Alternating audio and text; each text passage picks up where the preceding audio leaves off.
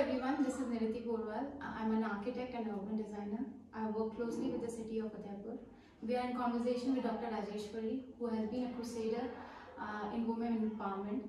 She has worked for 3 decades now, and today we would be discussing an issue pertaining to women. And this is a small topic, ma'am, that we all related to, be it at any level, be it a homemaker, be it a woman who has been working for over years. So women often see themselves through the eyes of her surroundings, be it her parents, be it her husband, be it her friends or colleagues. She kind of either makes herself or break herself because they give her confidence to what she is, or they either like break her confidence to what she is not. In this process, these belief systems that are coming from her surroundings, they pile up to a limit that she often loses her own identity. Yeah. So how do you think she can reinstate her faith in herself? And how relevant do you think that this topic is, like this discussion is? Wonderful, Niriti. First of all, good wishes to you. Because this is one of the things I feel that we all should be talking now in the era where, you know, India is rising, where women power is being seen as one of the things happening around. More than that, what I feel is, yeah, what you said, that woman gets an identity given to her by her surrounding, particularly in our Indian context. How does it happen? It's like for any child in the globe, the names are given by the parents. That's your first identity. However, but you know, later the upbringing, the nurturing, the kind of environment you grow in your childhood, from then and there, what goes inside you as an input in your brain, that defines your personality. Right. You know, the formative years, 8 years, formative years of a child, they create a huge impact on your personality. Now, let us come to the Indian context. I will speak about global context a little later. But when I say that women in India, you know, there had been centuries of the practice of the parenting style where girls have been always rather mostly treated as a kind of a burden. Why burden? Because you have to marry her off, there is a financial obligation in marrying her off and kind of things, and then educating her, her safety, security and the other social taboos around things. So what has happened of late, these things are not mattering because the new India is arising.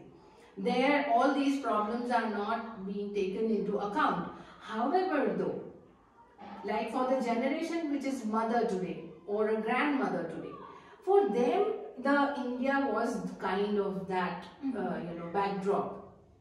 So what has happened is, while you are doing a parenting, the cultural and social texture which gets into your head that you need to wait for the men to eat first, you would be sent only when money is there, to, like you would be sent to the school or a good education or another city only when first thing is always like a boy of the home. So that kind of a gender disparity is, you know, engraved in your mind that you are a second-rated citizen. It is not told, but the way we act, we behave in the society, like you're a girl, don't giggle like this. People would be calling you like, "Arey, why you are showing your teeth while you're giggling? You should walk slow. There should be grace. There has to be poise." Now look at that. Even your bodily features are being told by somebody like I remember the tall girls in my class. Even our teachers used to say, ki, you know, you should stoop a little bit, like you're too tall. So the girls would automatically, they would become like penguins, you know, they would, and then you can't sit your legs apart, you have to be like sitting this way, that way. Now what happens? Somewhere you're losing what is inside me. What I want, what I love, what I am passionate about, that gets lost somewhere. And as the identity builds up, mother, father, grandparents, children, with whom you play, with whom you will not play. Where would you sit even on your school bench if it is a co-educational school, you know? Yeah. There are demarcations there. So you start, feeling that I am different. I have to be like this. So there is an inner conflict.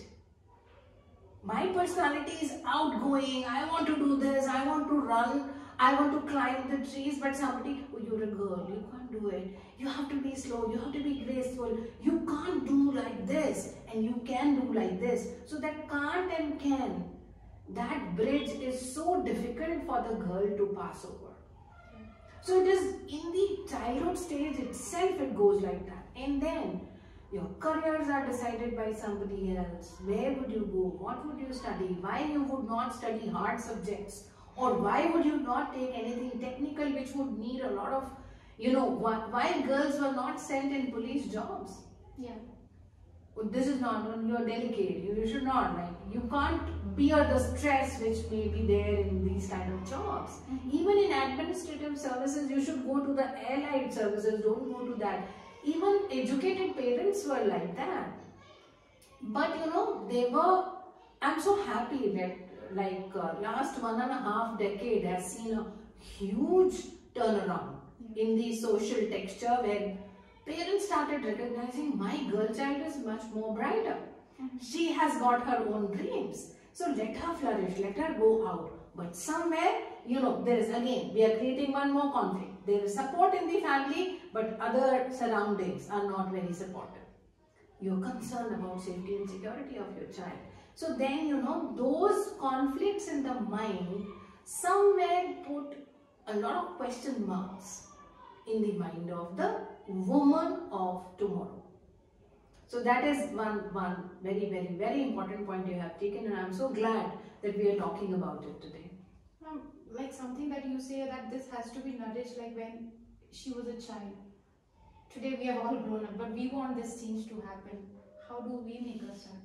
Yeah, so I would say that, there is a saying in Hindi ki jab jago tabhi savera.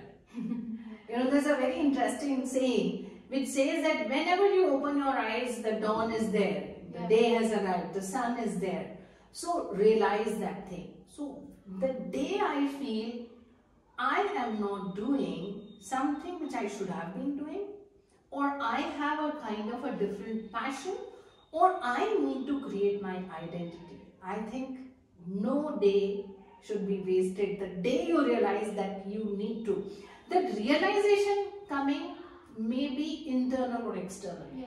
Certain external things happen to you. They trigger. That way that triggers, or sometimes it is inside you, but it gets, brushed up somewhere. Right. And you feel that, okay, now the day you realize now I'm okay to do it, that day you should start thinking. That is the starting point. But nonetheless, the moment you realize, what I see is, even in our families, sorry to say that we still belong to somewhere, some kind of traditional bindings and boundaries and bonds. All these B's are there. So because of that respect, because of that, relationship, for the care and sake of things, you tend to remain silent. So either what I've seen is, because I'm working for more than 3 decades, as you said, so either the women go in a silent mode or they would be in a violent mode. It's there is no midway. Yeah. Because in our family texture, sitting on a table, talking it out, speaking your differences, telling that I can do, I cannot do this thing, I am feeling this way, has never been a part of our culture. Even today, even in the educated family, not at all. Even if you want to come and sit and talk, they would look you with a suspicion. Is everything okay with you? Yeah. Their expressions would change. There's something wrong with you. Why? This is the right thing. I would say that this is the right is happening to me. Whatever has happened to me earlier, maybe that has been somewhere something wrong, which I was also a part of it. I did not raise my voice then. I also silently accepted it. So that acceptance is fine. But here I am feeling suffocated. I am a pearl which is in the, mother of pearl, it is hidden inside. That needs to open, clean it and shine it up, and I have my own personality. So that has to come. That confidence that I should speak, I should start speaking, I should communicate. That is the very first step, and that is inside you. The inhibition is inside you. The way you feel, you must express. This is one thing which I've been counseling women for ages. I say, express your thing out. That, like somebody says, oh, today you have not this curry is not tasty, or there is a little higher salt. The woman would taste it and see that.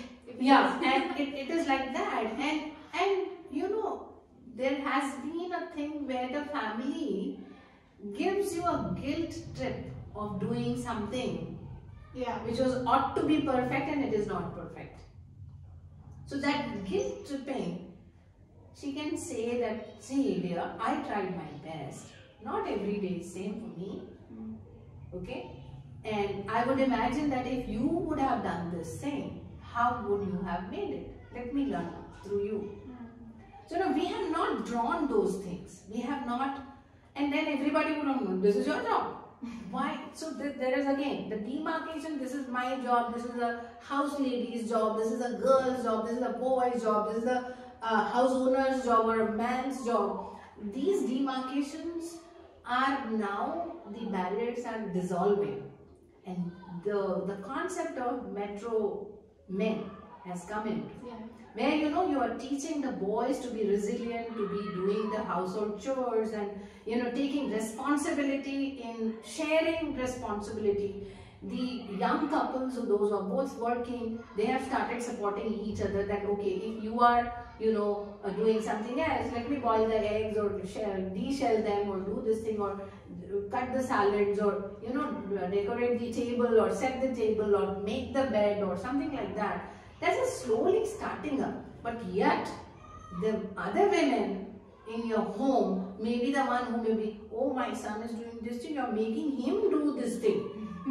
So, the kind of talk which goes on, we have to set the tone right from there. So, one is expression. Now, expression, as I said, either silent or violent, both are not good. I always see communication in a little, with a love, care, affection, compassion is the first thing. You open up. You say that I want to talk, I want to sit, I need your attention. While I am talking to you that I am feeling this way, don't look at your phone. Don't look at the TV. I need your time, your attention. So that first step, that barrier has to break out from inside. And then once you have done that, your undivided attention is there, and then speak it up. There are chances that I'm just quoting husband and wife, the husband may laugh it out. Why are you thinking this way, But you see that I am feeling this way, and I feel that we need to work out on it. How could you support? How can I, feel better? Those talks are very, very important.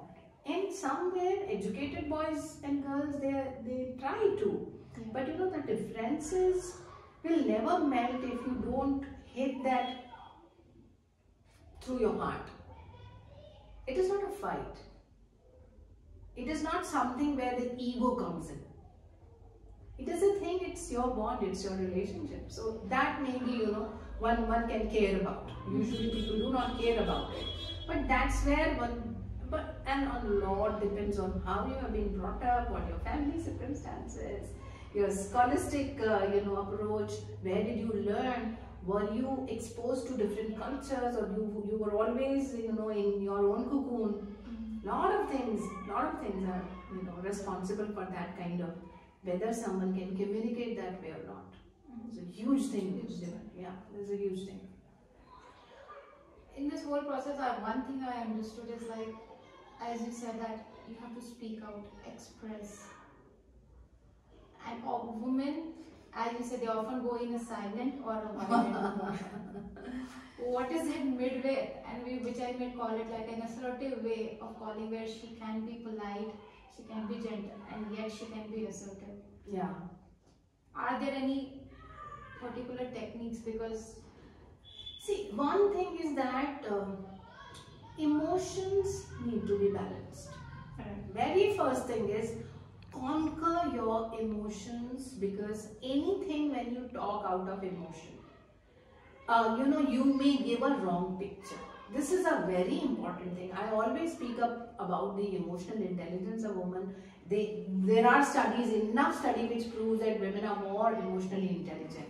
But controlling your tears, or showing your anger in a different way, they are not the solution. I would definitely say that when you are hurt, you are feeling hurt, don't talk at that time. This is a very important thing, I think, because at that time, suppose I am angry with somebody and I want to write a message to him or her that what you've done is not right. I am communicating. See, this the first step is communicating. But when I am full with emotion, and if I am writing, I may use certain words which you can never take back again. They may be very, very deeply hurting. So when your emotions are very high, your anger quotient is very high, or when you are into deep, you are feeling suffocated, that time take a break, detach yourself, move out, drink some water, and go to some other mode. Try to, attachment, detachment kind of a thing. Once you stabilize yourself, then now I am okay to talk. So finding the right time, finding the right word, finding the right environment, and finding the right person. Whom should you talk to? This is very, very important. My mood should be okay. I should have balance. And you, for example, you are hurt. Yeah. You have to talk to somebody, but you are hurt right now. Maybe you have come down to a stable point, but you are hurt. How would you still talk then? Yeah. So when you are hurt, that's why the moment you are hurt, that moment if you are, there is a very interesting thing in the word play. So one is revert. Okay. Another is response. Right. And third one is react. Okay. So if you are doing it immediately, it would be a reaction. So reaction can be minimized. Right. Revert is, if you were cold, I will also coldly revert to you. And response, there's a beautiful word called responsibility. Yeah. The ability to respond. So that ability to respond needs to be developed in the communicator, both. I don't say that women.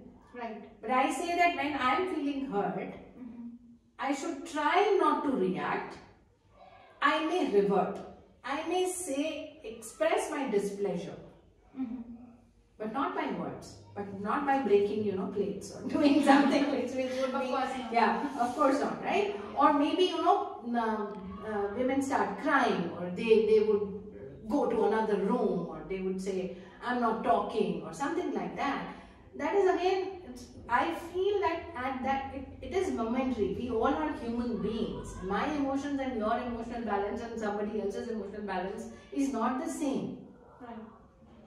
Right? And it is so important that relationship has to move in a direction. It has to be like,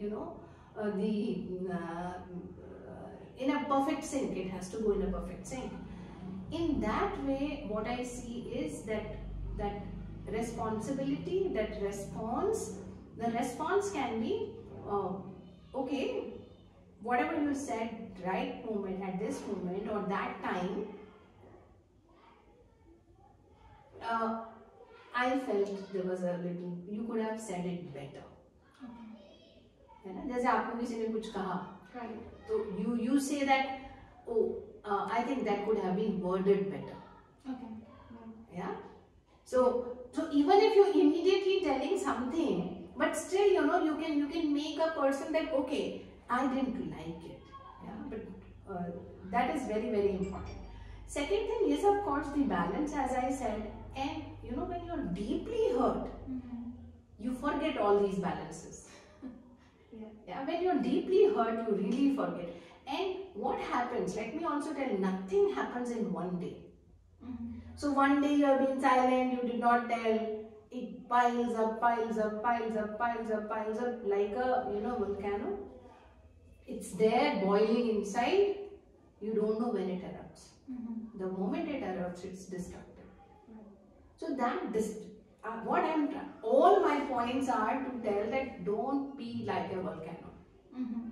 Because relationships are delicate. And those delicate threads which you have in different relationships in entire life, you need to check and balance. That, if it is, don't allow it to pile up. I mean to say that the moment it is like piling up, then it becomes a difficulty. So take like maybe at the end of the day when you go to bed or before going to bed, there are relaxing moments. Speaking out that time sometimes, or when you are doing somebody else to whom you feel that this person has hurt me. And there would be time when the person would be in 24 hours in a better mood or maybe doing not very important thing. What happens, like I have also seen many of the women say that the moment the husband comes from the office and I feel like I should yell out and do this thing. There are moments, that person is also a human being. Let us not undermine the importance of the other human being. So, you have to balance, see which is a good time. And when you are living with somebody, you are living your life with somebody, you know that what makes a person happy and what makes a person sad. Being women, at least I say that we have a little edge over the men to know that what makes them happy. Okay, and then maybe over a cup of tea or while you are snacking or you make something good or you do something like that and sit and then talk and hold a little hand at that moment, that is so important. It's not like we are living like poles apart, we are together. So that way, sometimes giving the small things matter. So the right timing, that's why I said the right, and whom to talk also we do not. Remember one thing, that when I want to say complain or when I am crying or cribbing, 80% of the people would make mockery of it and 20% are not concerned. So it is important to identify to whom to talk. A right friend, maybe you can seek guidance. Or maybe with a conflicting person directly when and where to talk, what to talk. You should prepare well. Because when you are not prepared, you fumble. And you are not able to express yourself out. So prepare for it. I am not telling you to be like an accountant. You said one thing, I said one thing. No, not like that. But definitely, you should not lose out your own ground of discussion. That's also very, very important. And this all what we discussed was like more of an Indian context. Do you think internationally it is a little different or? Well, I'd say that every region, every country, every continent has got its own texture again. Because social textures are so different in entire world. And certain belief systems are also so many, they come from a different nurturing backgrounds. So openness or closeness in the society, patterns of communication in the society, that also affects huge. And so what I see is, yes, India or larger way, if we see like our neighboring countries, we are almost similar,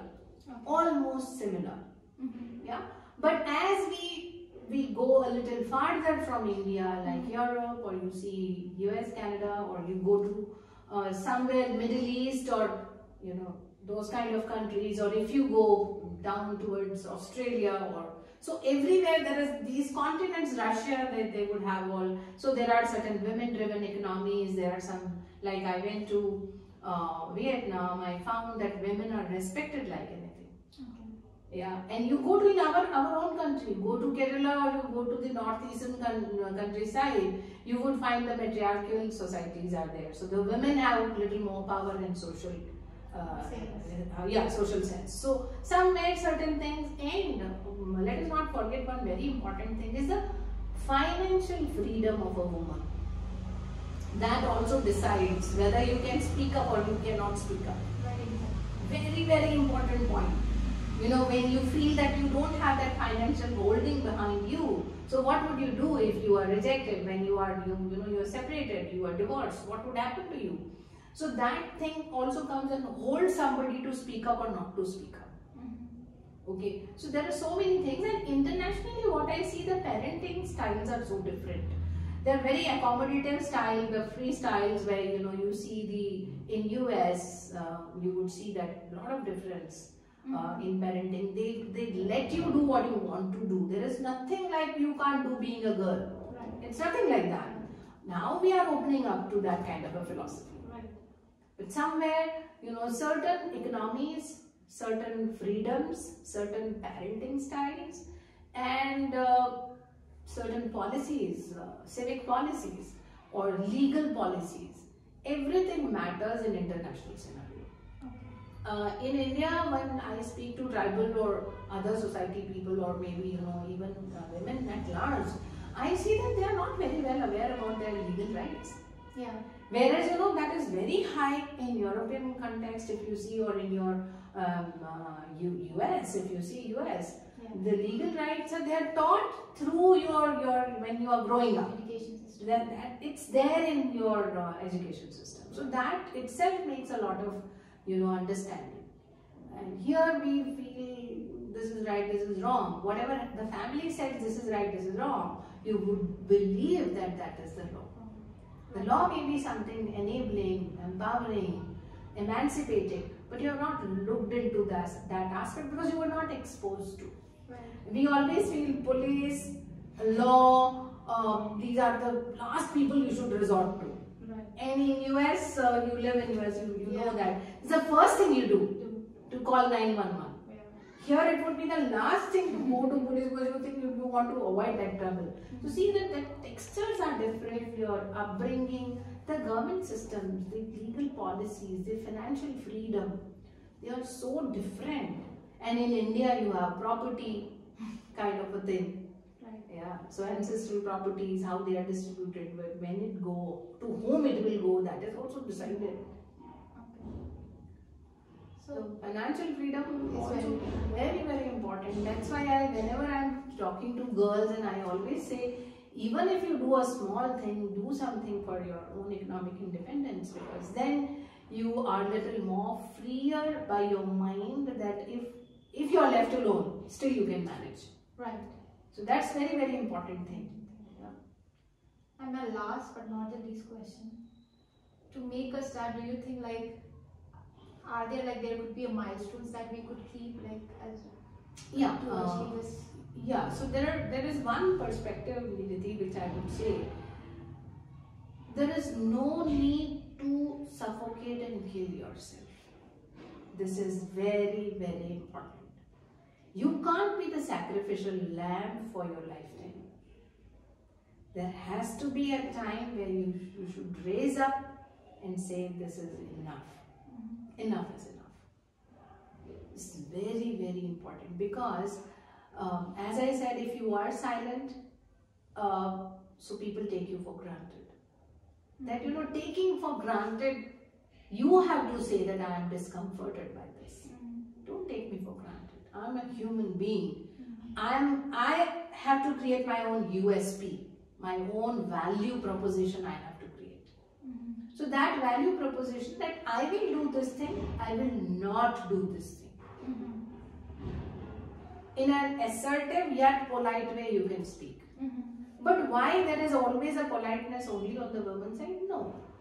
Sometimes you will have to see that how you're getting the responses as well. I have seen people, the women who were silent, slowly they started thinking that too much easy to take her for granted. And then comes a point where if she speaks up, the men doesn't like. They don't like. What has happened? Is everything okay with you? Have you lost your mind? Look at yourself, what you are talking, how you are talking. I needed to talk to you in this way. You have been treating me like this. And I have seen that sometimes the reaction from the other gender lands into physical, slapping, or maybe sometimes a violence comes. And that's what I think a woman's innermost fear is. She doesn't want to get into that. So when the differences, you see that they are never going to be bridged, it is okay to be not okay. Accept. It is okay to be not okay. And say, let's have a healthy breakup. Go separate ways. Of late I have started realizing it. It's very important. Like to keep a wound bleeding all the time, or rather sever it and say that I'm done with it. And that wound is getting bigger, more painful, more, stinking. Why should you need that? So sometimes, certain times it is, one has to see that this is the barrier, this is the limit. If that goes beyond that limit, I should be ready for accepting of walking out of that relationship. That is very, very important. So, what I would like to say that in Indian context, somewhere still people feel, oh my God, girl is getting a divorce, something must be wrong with her, or something must be wrong here and there. So I think one should not care about these labels. Whatever other people tell you that this you are or this is the label, I think you should close your ears and say that I am what I am. This is me. This is my real me. So identifying my real me and introducing it to the world rather. Maybe whenever the right time is. That's very, very, very important point. And if you need counseling, if you need family, friends, a proper counselor to support you, or somebody who can be a good arbitrator between two conflicting persons, and you should reach out. Most of the time we don't know who is that right person who can counsel and console both the conflicting parties. So that is very, very important. If you do not know, at least ask, at least speak up. Your mother, your father, your sister, your brother, your own very good friend, or your mentor, anybody can be there in this world to whom you can reach out and say, hey, I need help. And I see that good people are around you. It's not that the entire world is bad. Yeah. So rather than crying or cribbing or sulking, I think it's better to check out your options and then decide in a more logical way, because emotions are not good for life. I feel in that way. Like emotions are not going to help anybody. You cannot be always sulking. You cannot be always thinking, oh, I'm worthless, I'm this thing, I'm that thing. You should not. So this is very important, and this realization, the earlier it comes, it is better. I can choose, I can opt, I can create my own variables which would help me to move on in my life. That point, everybody has to realize. So this is where I say that mothers, girls, the young, boys, even boys, campaigning to them, talking to them, training them to become a sensible human being. This is not the responsibility of only the woman. You also need to be sensibly right. And sense that somebody is not feeling happy. When you bully somebody, so why can't you go and say, hey, I'm sorry. I didn't intend you to hurt, but yeah, I bullied you. So even in the childhood, when the boys and girls are, tu ladki hai, they khel nahi sakti. So when I say that main ladki hu, to kya hua? Like if that is my expression, we should teach the boy to go and say, hey, sorry, I didn't mean to hurt you or whatever. And then accept that I did a mistake. So that is also important. These are the milestones from the childhood, how you build, nurture, create a better human being who has got, socially upright, civic senses are good, cleanliness, hygiene, sensitivity towards other humans' need, their perceptions, accepting that, okay, my life partner has got an issue. Like if somebody has got a fever, you need to treat. Similar way, if somebody has got some kind of issue, you need to treat that. One has to accept that. That acceptance is very, very important. Yeah, very important. Well, thank you so much for this insightful session. I think we all have tools now to work on ourselves and our surroundings too. And maybe this little discussion can make a big change in our lives. Thank you so much. Thank you, Nidhi, and I hope it reaches to the right audience in the right way. And of course, I think this is just a beginning. And there are so many ways with which we can connect better. We can go to the larger networks, and I would be more than happy to help and support anybody. Yes, she's always there. Thank you so much. Thank you so much.